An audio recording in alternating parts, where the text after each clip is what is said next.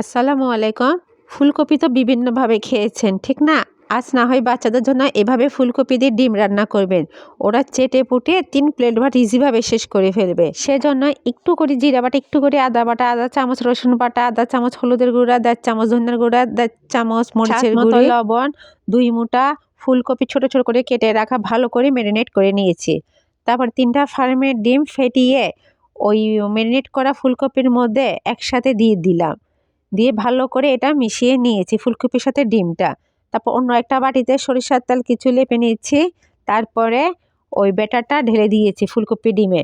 দিয়ে কিছুক্ষণ ভাপে করে নিয়েছি, প্রায় ১০-১৫ মিনিট করে। এইভাবে দুটো বাটি আমি ভাপে ফুল ডিম করে নিয়েছি। তারপর ফুলকপি ডিমটা ছোট ছোট করে টুকরো করে কেটে নিয়েছি। এটা এভাবেও খেতেও অনেকটা মজা।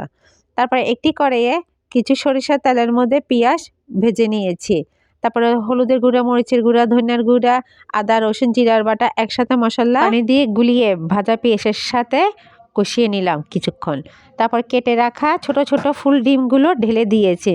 আলতো হাতে ভালো করে লাড়াচাড়া করে ১ কাপ মতো পানি দিয়ে তারপর ধনিয়া পাতা, কাঁচামরিচ দিয়ে নামিয়ে ফেললাম ডিম ফুলকপি ভাপা রোস্ট।